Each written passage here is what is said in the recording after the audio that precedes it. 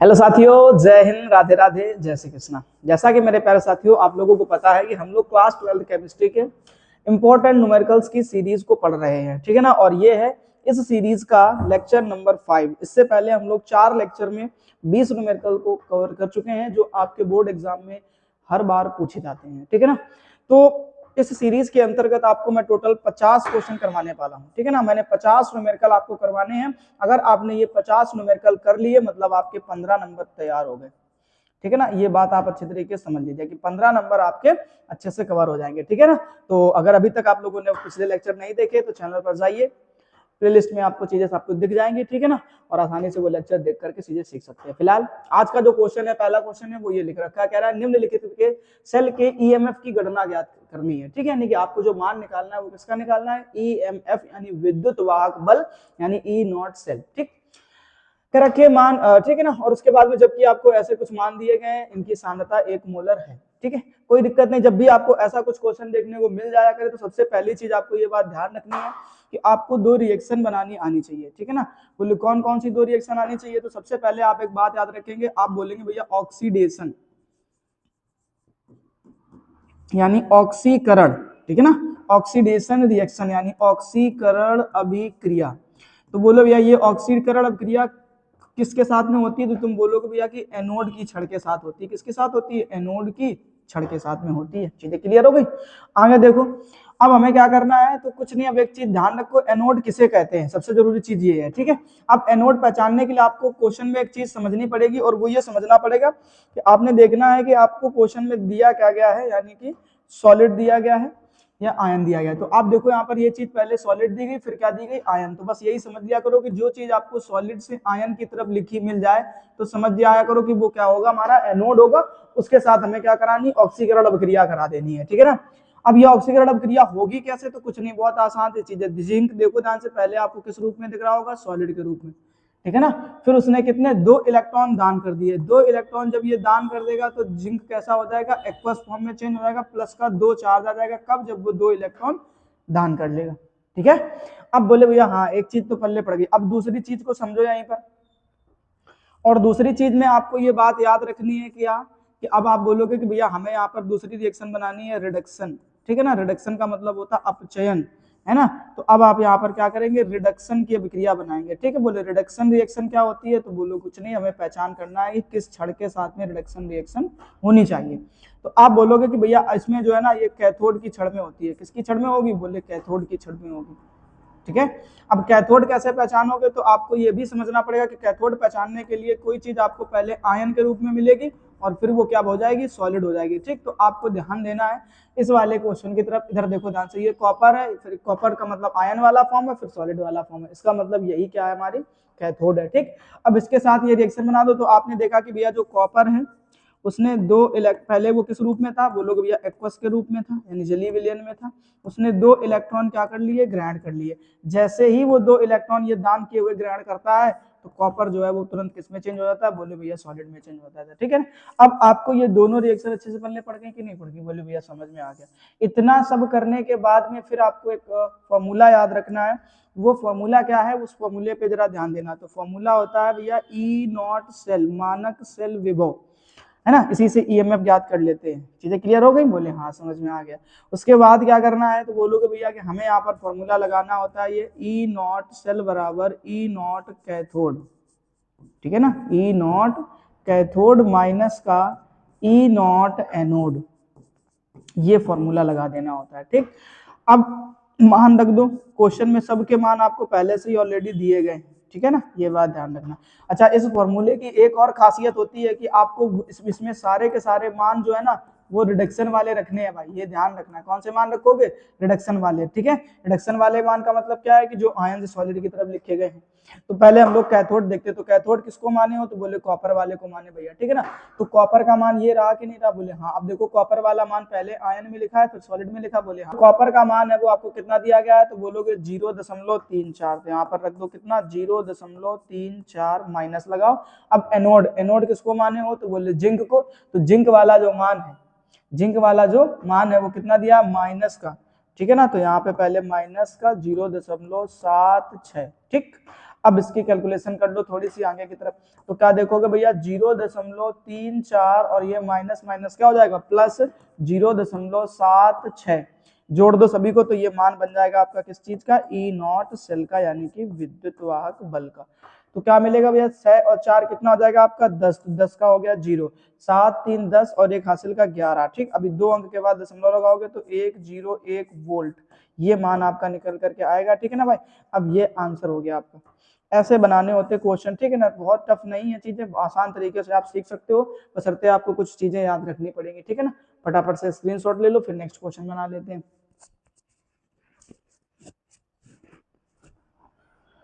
चलिए अभी देखते हैं अपन नेक्स्ट क्वेश्चन। अब नेक्स्ट क्वेश्चन में हमारे पास में ये लिख रखा है क्या कि 298 केल्विन ताप पर 0.20 मोलर केसीएल विलयन की चालकता, ठीक है ना, ज्ञात की चालकता सॉरी इतनी दी गई है। ठीक है, इसके मोलर चालकता की गणना कीजिए। ठीक है, आसान सा न्यूमेरिकल है। पहले आपको एक चीज ये ध्यान रखनी है कि मोलर चालकता का फॉर्मूला आना चाहिए भैया।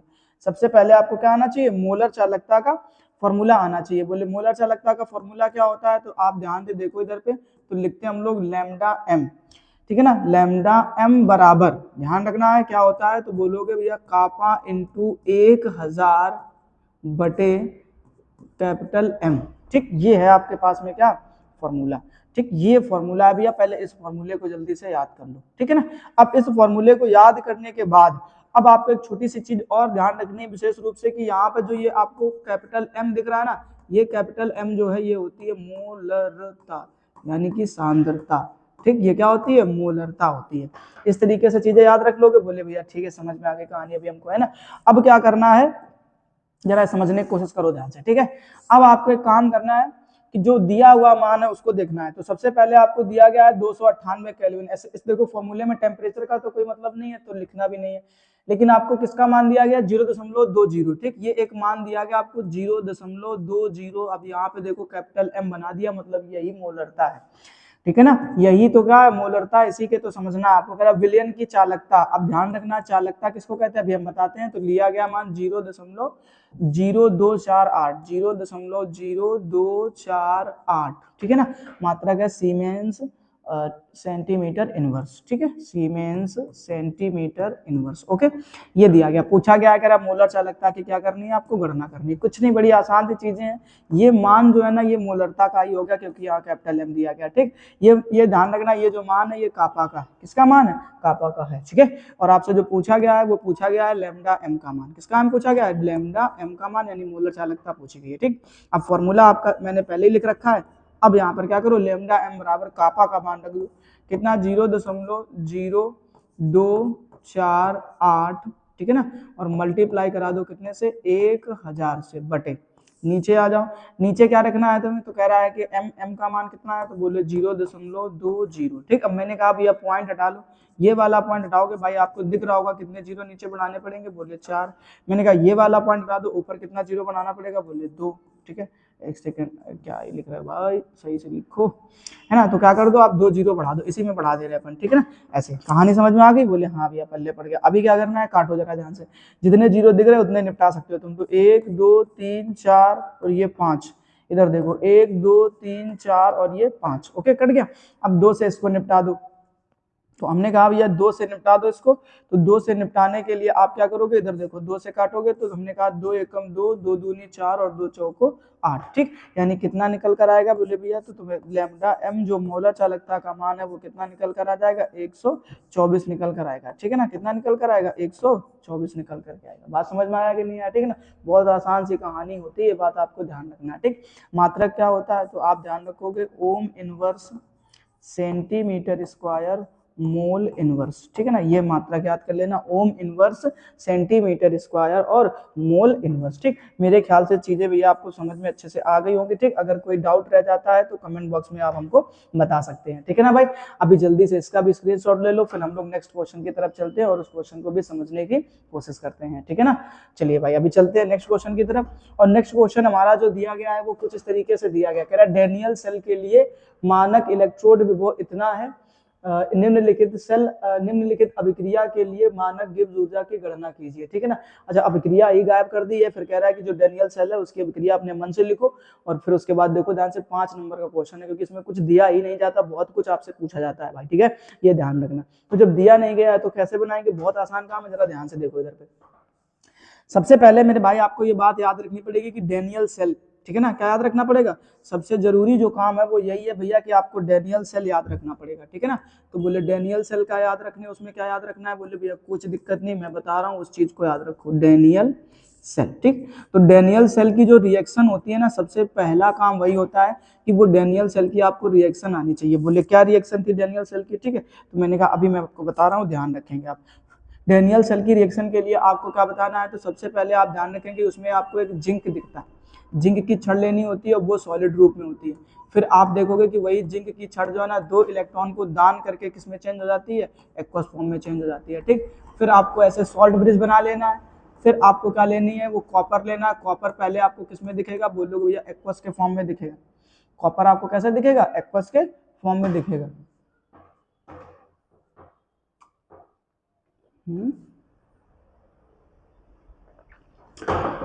ठीक है ना। तो कॉपर आपको किस में दिखेगा, बोले भैया एक्वस के फॉर्म में दिखेगा, तो आप ऐसे एक्वस के फॉर्म में लिख दीजिएगा, ठीक। और फिर उसके बाद आप देखेंगे कि आपको यही कॉपर जो है वो किस रूप में दिखेगा, सॉलिड के रूप में दिखेगा, ठीक। ये पहले तो आपको भैया आप ये रिएक्शन याद करनी पड़ेगी, ठीक है।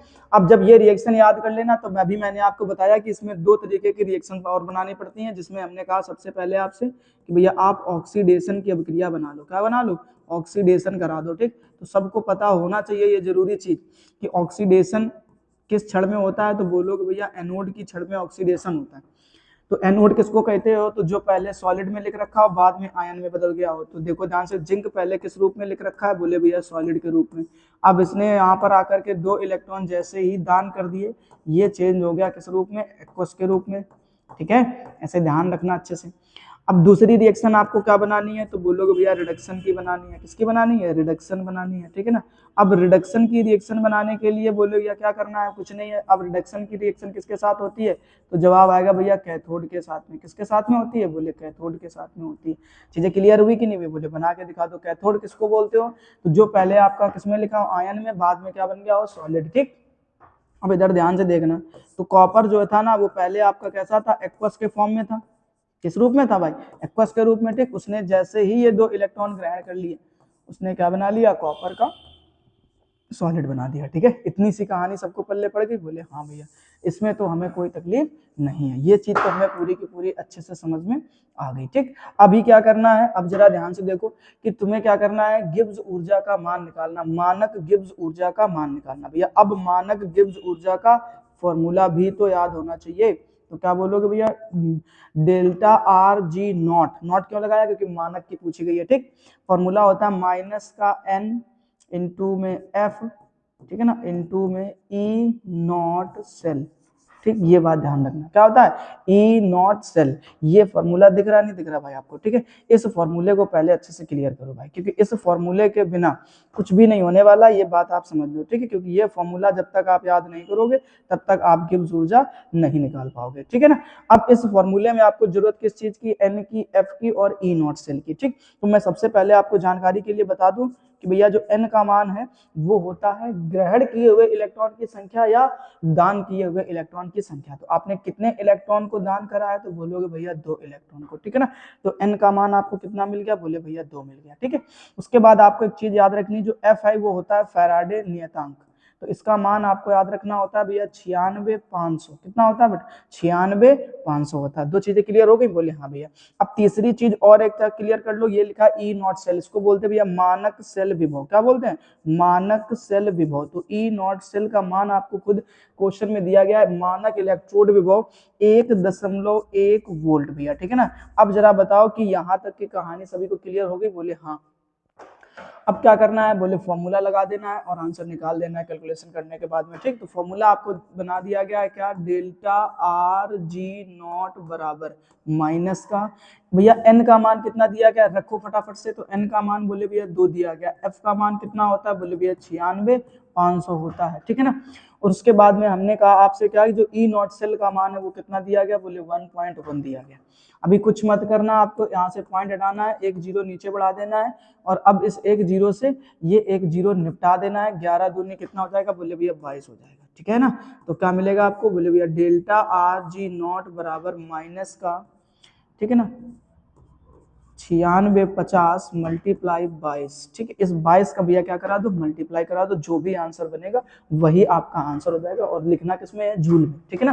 किसमें लिख देना है, जूल में लिख देना है, ठीक। यही आंसर आपका किसमें हो जाएगा, जूल में, ठीक। अच्छा, इसी आंसर को आप किलो जूल में बदलना चाहो, जरा ध्यान देना, ठीक है। कैलकुलेशन कराना है, ये आपकी जिम्मेदारी है, ठीक है। और अगर किलो जूल में बदलना चाहते हो तो कुछ मत करना, जो भी आंसर ऊपर निकल करके आए उसमें 1000 से क्या कर देना, भाग कर देना, ठीक है ना। 1000 से जब भाग कर दोगे तो यही आंसर जो है ना आपका भैया किसमें चेंज हो जाएगा, किलो जूल में चेंज हो जाएगा। चीजें क्लियर हुई कि नहीं हुई, बोले भैया समझ में आ गई कहानी, ठीक है ना। फटाफट से बेटा इसका भी स्क्रीनशॉट ले लो, फिर हम लोग नेक्स्ट क्वेश्चन की तरफ चलते हैं। सारे क्वेश्चन इंपॉर्टेंट है, ध्यान रखो, 5 नंबर का क्वेश्चन है, ये आसान नहीं है, ये बात मान लो, ठीक है। तो ध्यान से पढ़ना शुरू कर दो, 5-5 नंबर के क्वेश्चन है, और वही क्वेश्चन मैं यहाँ पे सॉल्व करा रहा हूँ जो आपके एग्जाम में पूछे जा चुके हैं, ठीक है। ये बात ध्यान रखना। तो बिल्कुल चांस है आपके आने वाले 25 फरवरी के दिन कि आपको इस क्लास से कोई ना कोई क्वेश्चन जरूर देखने को मिल सकता है, ठीक है। चलें अभी, अब नेक्स्ट क्वेश्चन की तरफ चलते हैं, ठीक। अब कह रहा है हमसे कि 1 मोलर H2SO4 विलयन की तुल्यांकी चालकता की गणना कीजिए, ठीक है ना। चालकता की गणना कीजिए यदि इसकी विशिष्ट चालकता, ठीक है ना, क्या बोला गया, विशिष्ट चालकता इतनी दी गई है, ठीक है। तो कुछ नहीं, आराम से समझ सकते हैं। बोले क्या समझना है, जरा इधर आ जाते वापस से। पहले हमसे ये जरा ध्यान से देखो कि हमें से पूछा क्या गया है। तो कह रहा है तुल्यांकी चालकता। तुल्यांकी चालकता किसको कहते हैं, बोले भैया अभी आपने मोलर चालकता पढ़ा था, मोलर चालकता को क्या लिखा था, बोले भैया लैम्डा एम से लिखा था, ठीक है ना। अभी यहाँ पर आपसे पूछ दिया गया तुल्यांकी चालकता, तो तुल्यांकी चालकता को लिखते हैं हम लोग लैम्डा EQ से, ओके। अब लैम्डा EQ का जो फॉर्मूला होता है वो क्या होता है, तो बोलोगे भैया हमें वही सेम फॉर्मूला कि कापा इंटू 1000 बटे, अब जहां पे आप कैपिटल M लिखते थे, मोलरता लिखते थे, वहां पर आज आप क्या लिखेंगे, कैपिटल N लिखेंगे भाई, ठीक है ना। अब कैपिटल N लिखोगे तो आपको भी दिख रहा होगा कि भैया ये जो फॉर्मूला है वो कुछ इस तरीके से बन गया, ठीक।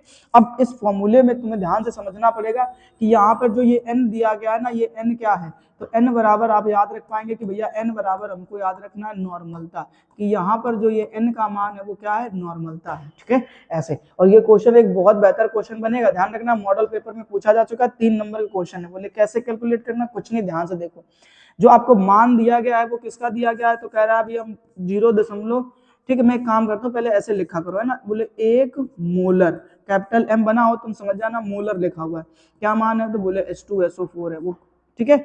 आगे देखते दूसरा, फिर कह रहा है इसकी तुल्यांकी चालकता की गणना करनी है, तो तुल्यांकी चालकता क्या होता है अभी आपने देख लिया। फिर कह रहा है इसकी विशिष्ट चालकता, देखो विशिष्ट चालकता हम लोग किसको कहते हैं, तो बोलोगे कापा को, किसको कहा जाता है, कापा को कहा जाता है, बात समझोगे, ठीक है ना। तो चालकता और विशिष्ट चालकता, जैसे एक होता है प्रतिरोध और एक होता है विशिष्ट प्रतिरोध, ठीक है ना। तो प्रतिरोध किसको बोलते हैं, तो तुम बोलोगे भैया R को, और विशिष्ट प्रतिरोध किसको बोलते हैं, तो बोलोगे भैया रो को, ठीक। ऐसे ध्यान रखना है क्या, कि चाहे विशिष्ट चालकता हो या चालकता केवल कह दिया जाए, ठीक है, तो दोनों का मतलब एक ही है और वो होता है हमारा कापा, ठीक है। तो इसका जो मान है वो दिया गया है 26 × 10⁻, ठीक है ना। याद रखना है कितना दिया, -2, ठीक। अब उसके बाद लिखा ओम इनवर्स सेंटीमीटर इनवर्स, ठीक। अभी थोड़ी देर पहले आपने एक मात्रक इसका और सीखा था, अगर मैं वो मात्रक भी यहीं पर आपको बताऊं तो आपने सीखा था क्या, सीमेंस, क्योंकि ओम इनवर्स को ही हम लोग मोह बोलते हैं, मोह को ही सीमेंस बोल देते हैं, तो सीमेंस सेंटीमीटर इनवर्स, ठीक है। तो कहने का मतलब यही है कि पिछले मतलब क्वेश्चन में आपने ये देखा था, ठीक है। अब मात्रक से ही पहचान सकते हो कि ये जो मान है वो किसका हो गया, बोलोगे भैया कापा का, ठीक। इधर ध्यान से देखो, तो पूछा किसका मान गया है, तो आप बोलेंगे भैया लैम्डा EQ का। ये जो मान दिया गया वो किसका दिया गया, बोले M का। बोले भैया सब तो कहानी हमको पल्ले पड़ गई, ठीक है। कापा का भी मान हमको दे दिया गया है, ठीक है, और हमें जरूरत किस चीज की है, N की, लेकिन यहाँ पे तो M का मान दिया गया, ठीक। यही तो ट्विस्ट है क्वेश्चन का, इसीलिए तो ये क्वेश्चन 3 नंबर का बना है, बाकी तो सभी को आता है, कोई दिक्कत नहीं है, ठीक है ना। इसीलिए ये क्वेश्चन जो है 3 नंबर का बनाया गया है, ताकि बच्चे के प्रेजेंस ऑफ माइंड को देखा जाए कि ये जो मान है वो किस चीज का दिया गया है। तो बोल सकते हो, आपको दिख रहा होगा कि भैया ये मोलरता का मान है, ना कि नॉर्मलता का, ठीक है ना। तो अभी आपको क्या करना पड़ेगा भैया, एक फॉर्मूला याद करना पड़ेगा कि नॉर्मलता बराबर मोलरता इंटू क्षारकता, ठीक, ये फॉर्मूला बहुत इंपॉर्टेंट है, जब तक ये फॉर्मूला नहीं लगाओगे तब तक नॉर्मलता का मान नहीं बनेगा, और जब तक नॉर्मलता का मान नहीं निकाल पाओगे तब तक कोई कहानी नहीं बनने वाली है, ठीक है ना। तो मोलरता का जो मान है वो कितना दिया गया, बोलोगे भैया 1। अब क्षारकता कैसे पहचानते, तो आप हमने आपसे कहा कि भैया इनमें जो आपको ये दिख रहा है ना, इनको अलग अलग करके देखो, तो आपने देखा भैया H का प्लस मिल गया आपको और SO4 का डबल माइनस मिल गया, ठीक। लेकिन अगर ध्यान से देखो तो आपको H के कितने मॉलिक्यूल दिख रहे हैं, तो 2। तो अभी आपके पास में प्लस वाली वैल्यू कितनी होगी, बोले 2, माइनस वाली वैल्यू कितनी होगी, बोले 2, ठीक, ध्यान रखना। तो यहाँ पे जो क्षारकता निकल कर आएगी भाई वो कितनी निकल कर आएगी, 2। तो अब आप देखोगे कि यहाँ पर जो आपका नॉर्मलता हो जाएगी वो 2 नॉर्मल, ठीक है, ये हो जाएगी, ठीक है। अभी कोई समस्या नहीं बची, अब आपको केवल कैलकुलेशन करना, बस मेन इंपॉर्टेंट कहानी बस भैया यहीं पर थी। अगर जिसको ये चीज पल्ले पड़ गई ना भाई, सच कह रहा हूँ, ठीक, उसके लिए कोई समस्या नहीं है, न्यूमेरिकल बनाने में बहुत आसान तरीके से न्यूमेरिकल बना ले जाओगे। चीजें क्लियर हो गई, बोले हाँ भैया, ठीक। अभी अपन क्या करते हैं, कैलकुलेशन करके आंसर बनाने की कोशिश करते हैं। जरा ध्यान देते हैं भैया कि सबसे पहले आपने क्या करना है, तो लिखोगे भैया कि लैम्डा ई क्यू बराबर, ठीक है ना, कापा का मान है 26 गुणा 10 की घात माइनस का 2। तो यहाँ पे लिखोगे भैया आप क्या कि 26 गुणा 10 की घात माइनस का 2 मल्टीप्लाई कराना कितने से, बोले भैया 1000 से बटे। अभी नीचे क्या करना है, तो कह रहा है नीचे लिखना है n का मान। n का मान भैया कितना लिख रखे हो, बोले 2 लिख रखे हैं, ठीक है ना। इतनी सी कहानी कंप्लीट होती है, बोले हाँ। अभी 2 से इसको निपटा देते हैं पहले, ठीक। 2 से इसको निपटाया तो हमारे पास में कितना हो जाएगा, 2 एकम 2 और 2 तिया 6 यानी कि 13 आ गया, ठीक है। अब मैंने कहा ये 2 जो माइनस की घातें हैं, इससे ये 2 जीरो काट दे तो कोई समस्या क्या, तो बोले नहीं भैया कतई नहीं है, ठीक है। लो आंसर आ गया आपका लैम्डा ई क्यू बराबर 13 में क्या करोगे, 10 से मल्टीप्लाई कराओगे तो कितना आ जाएगा, 130। मात्रक याद कर लो क्या होता है, ohm inverse centimetre square equivalent inverse, ठीक। ये है कहानी। चीजें क्लियर है कि नहीं, बताओ जरा, है ना। बहुत टफ चीजें थोड़ी ना है, बहुत कठिन चीजें तो नहीं है ना। चीजें आसान है भैया, बशर्ते आपको थोड़ा थोड़ा सा कॉन्सेप्ट क्लियर होना चाहिए, ठीक है। तो ये ध्यान रखो। अब 3 नंबर का न्यूमेरिकल था, केवल इतनी बात पे ट्विस्ट था, बाकी कुछ नहीं दिक्कत थी। सबको पता होता है कैसे लगाना होता है, कैसे नहीं करना होता, सबको कैलकुलेशन आती है अच्छे से, ठीक है। कर सकते हो मेरे भाई, ठीक है। फटाफट से क्या कर लो, स्क्रीनशॉट ले लो, फिर नेक्स्ट क्वेश्चन देख लेते हैं हम लोग, है ना, ठीक है ना। चलो भाई अभी देखते हैं नेक्स्ट क्वेश्चन, और आज के लेक्चर का लास्ट क्वेश्चन, ठीक है, ध्यान से पढ़ो। कह रहा 0.1 मोल प्रति लीटर KCl विलयन से भरे हुए एक चालकता सेल का प्रतिरोध 100 ओम है तथा 0.02, 3 नंबर का क्वेश्चन है बेटा, ठीक, और बहुत उलझाने वाला क्वेश्चन है। बिल्कुल शिद्दत से पूरे मन के साथ में यहाँ पे देखना, बोर्ड की तरफ अच्छे सीख जाओगे। 0.2 मोल प्रति लीटर KCl विलयन की प्रतिरोधकता, ठीक है ना, 500 ओम हो तो, ठीक है, इतने मोल प्रति लीटर KCl विलयन की चालकता एवं मोलर चालकता परिकलित कीजिए, और इतने विलयन की KCl विलयन की चालकता इतनी है, ठीक है ना। चलो भाई ऐसा देखो, ध्यान से मैं छोटी छोटी चीजें क्लियर कर दूं पहले आपके डाउट, ठीक है। कि आपके पास में भैया 2 प्रकार के विलयन है। एक विलयन की जो सांद्रता है वो दी गई 0.1 मोलर, ठीक है, और यहाँ पे ये क्या है, एक KCl विलयन होगा। चीजें क्लियर करना, पहले डाउट क्लियर करते हैं, ठीक। दूसरा आपके पास में दिया गया 0.02 मोलर, और ये भी आपका किसका है, KCl का ही विलयन है, ठीक है। दोनों चीजें क्लियर हो गई, बोले हाँ, ठीक। अभी ध्यान देना केवल क्वेश्चन का, ठीक है। फिर कह रहा है आपसे क्या कि भरे हुए एक चालकता सेल का प्रतिरोध। अब इस वाले सेल का जो प्रतिरोध है, ध्यान से समझना है कि क्या क्या कहानी चल रही है, नहीं फंस जाओगे, फिर ये ध्यान रखना। तो ये M का मान हो गया।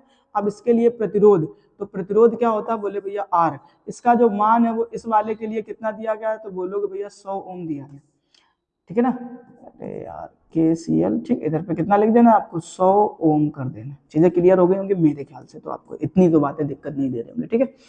अब क्या करना है, बोले भैया कह रहा हो तो 0.2 मोल प्रति लीटर KCl विलयन की चालकता, यानी अब इस विलयन की जो प्रतिरोधकता दी गई है भैया, ठीक है ना। तो प्रतिरोधकता को किससे लिखा जाता है, इस चीज को समझो, ठीक है। तो हम लोग, एक होता है प्रतिरोध और एक होती है प्रतिरोधकता। तो प्रतिरोधकता को हम लोग लिखते हैं किससे, रो से, और ये प्रतिरोधकता नहीं है मेरे ख्याल से, यहाँ पर आपको प्रतिरोध दिया जाना चाहिए था। और यहाँ पर ध्यान से देखो, ये कोई प्रतिरोधकता नहीं है, ठीक। यहाँ पर आपको देखो मात्रक क्या दिया गया, ओम, ठीक है।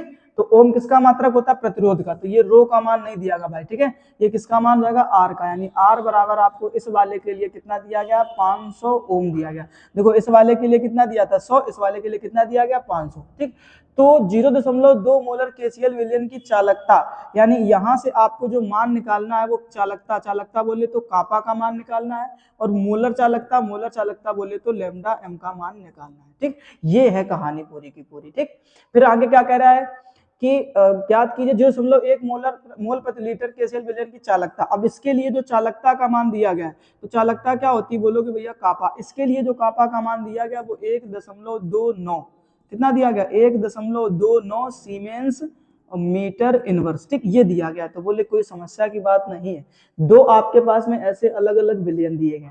अब आपको पता है कि हमें पहले इसमें किसका मान बनाना? कापा का, तभी मोलर चालकता का निकलेगा, नहीं तो नहीं निकलेगा, ठीक। अब कापा के मान के लिए आपको एक बात याद रखनी है। मैंने एक फॉर्मूला आपको पढ़ा रखा, सिखा रखा है कि जी स्टार बराबर कापा इंटू आर। भैया ये फॉर्मूला बहुत इंपॉर्टेंट है, जी स्टार बराबर कापा इंटू आर, ठीक। अब ये फॉर्मूला जिसको अच्छे से आता है वो अच्छे से न्यूमेरिकल बना पाएगा, नहीं समस्या क्रिएट करेगा, ठीक। अब बोले इसमें क्या इतनी खास बात हो गई? बोले बहुत खास बात है भैया, ठीक है ना, इसमें बहुत ही खास बात है। और वो क्या खास बात है, चलो मैं आपको दिखाता हूँ, ठीक है ना, कि इसमें क्या खास बात है। तो खास बात भैया इतनी है कि ये फॉर्मूला आपको दोनों जगह पे पुट करना पड़ेगा, इधर भी लगाना पड़ेगा और सेम फॉर्मूला आपको इधर भी पुट करना पड़ेगा। ये बात आप ध्यान से समझ लीजिए, ठीक है, कि भैया ये फॉर्मूला आपको दोनों जगह पे ही पुट करना पड़ेगा, ठीक। अब एक मेरी बात सुनो जरा ध्यान से, कि अगर आपने यहाँ से जी स्टार का मान निकाल लिया तो वही जी स्टार का मान आप यहाँ रख देना। बात समझने की कोशिश करो। जैसे मैंने कहा आपसे कि हमें कापा का मान बनाना है, तो कापा बराबर जब निकालोगे तो फॉर्मूला क्या बन जाएगा आपके पास में? जी स्टार, और बटे में क्या आ जाएगा आपका? आर। तो अब अगर ध्यान से देख लो तो जी स्टार का मान अगर यहां से आपने कैलकुलेट कर लिया तो आर का मान तो आपको क्वेश्चन में दिया गया है, तो कापा का मान बन जाएगा। अगर कापा का मान एक बार आपने बना लिया तो फिर आपको दूसरा फॉर्मूला भी अच्छे तरीके से पता है। दूसरा फॉर्मूला भी आपको पता है किस चीज का? मोलर चालकता का। तो मोलर चालकता बराबर क्या पढ़ा था आपने? कि लैम्डा एम बराबर क्या पढ़ रखे हो? बोले कापा इंटू में 1000 और बटे में क्या पढ़ रखे हो? बोले भैया एम पढ़ रखे, ठीक है ना। तो यहाँ पर इस एम का मान तो ये दिया ही गया और कापा का मान तुम यहाँ से निकाल लोगे, ठीक। तो ये है कहानी भैया। पहले तो क्लियर हुआ कि नहीं होगी कैसे कैसे इसको आगे बढ़ाना है क्वेश्चन को, ठीक। तो पहले भैया एक काम करो, इस वाले से किसका मान बना लो? जी स्टार का मान बना लो। वही जी स्टार का मान यहाँ पुट कर देना, कापा का मान बना लोगे। कापा का निकल आएगा तो मोलर चालकता का निकल आएगा। तो भैया इधर वैल्यू रख दो फटाफट से। तो जी स्टार बराबर कापा का मान है 1.29 इंटू आर, आर का मान है बोले भैया 100। मैंने कहा पॉइंट हटाओ, नीचे कितने जीरो बन जाएंगे? बोले भैया 2 बन जाएंगे। अब मैंने कहा इन 2 से 2 जीरो को निपटा दो, आपके पास में जो आंसर आ गया भैया बोले जी स्टार बराबर आ गया हमारे पास में कितना? 129। बोलो मीटर इनवर्स, ठीक। क्या बोलोगे? 129। चीजें क्लियर हुई कि नहीं जरा हमें ये बताओ पहले तो, ठीक है। अब अगर चीजें क्लियर हो गई है तो फिर अब कोई समस्या नहीं, यही जी स्टार का मान उठा करके यहाँ रख दो आकर के, ठीक। कापा का मान बन जाएगा। बहुत अच्छे से कैलकुलेशन करना, ध्यान रखना। तो अब अगर आपने क्या करा कि यहाँ पे कापा बराबर निकालना है तो जी स्टार का मान, ये वाला फॉर्मूला लगा करके, ठीक, जी स्टार का मान आपने देखा कितना निकला आपका? 129 और बटे आर, आर का मान आपको पता है कितना दिया गया हमारे पास में? तो दिया गया बोले भैया 500। देखो ना ध्यान से, कितना दिया गया? 500, ठीक है ना। तो अब 500 का भाग करा दो कितने में? 129 में, तो कापा का मान आ जाएगा। किसका मान आएगा? बोले कापा का मान आ जाएगा, ठीक है ना। तो कोई समस्या नहीं, एक काम करते हैं, पहले 5 का भाग करा लेते हैं किसमें? 129 में, ठीक है। बाद में 2 अंक के बाद और दशमलव पुट कर लेंगे। 5 से काटा तो 5 दूनी 10, ठीक है ना। तो कितना बचेगा यहाँ पे? 2, ठीक है ना। और उसके बाद 5 25, ठीक है। और उसके बाद कितना बचा? बोले भैया 4, ठीक है ना। तो मैंने कहा दशमलव लगा दो, जीरो बढ़ा दो, 5 अट्ठे 40, ठीक। तो कितना आ जाएगा? 25.8 के आसपास कुछ वैल्यू निकल करके आएगी। तो अब आप देखोगे क्या मिलेगा आपके? कापा बराबर आ गया 25.8 और बटे अभी भी कितना है? 100, क्लियर हो गया? ठीक, अब क्या करो, 2 अंक के बाद और दशमलव लगा दो, तो देखोगे भैया कि जो कापा बराबर निकल करके आएगा, तो वो निकल कर आएगा 0.258, ये निकल कर आ गया, किसका मान, कापा का मान निकल करके आ गया। ठीक है, अब अगर कापा का मान निकाल ही लिए हो तो फिर कोई समस्या की बात नहीं है भाई। ठीक है, अब क्या कर दो, दूसरा वाला फॉर्मूला लगा दो, मोलर चालकता लैम्डा एम बराबर, तो उसमें भी दे रखा है कापा इंटू, तो कापा का मान मिल गया ना 0.258 इंटू में क्या करो 1000 और बटे में मोलर मोलरता, तो मोलरता दी गई 0.02 मोलर। ठीक है ना, ये हो गई कहानी। अब क्या करो, बोले ये वाला पॉइंट हटाओ, नीचे कितने जीरो चिपका दो, बोले 3 जीरो चिपका दो। ठीक, मैंने कहा ये वाला पॉइंट हटाओ, ऊपर कितने जीरो चिपका दो, बोले 2 जीरो चिपका दो। ठीक, अब निपटा दो, तो 1 2 3 1 2 3 कट गया ना। अब 2 से काट दो इन सबको भी, अभी कट जाएगी कहानी 2 से, तो 2 से निपटा दो, 2 से काटा तो 2 एकम 2, 2 दूनी 4, ओके, एक बचा 18 हो गया, तो 2 नेम 18 यानी 129। ठीक, और ये तुम्हारे पास, तो हमने कहा ऐसे लिख लो ना, लैम्डा एम बराबर, अब कितना हो गया आपके पास में 129 मल्टीप्लाई 100। ठीक है ना, तो हमने कहा एक अंक इधर पे दशमलव लगा दो, तो आपको मिल जाएगा लैम्डा एम बराबर, ठीक है ना, तो बोलोगे 12.9 गुणा 10⁻3।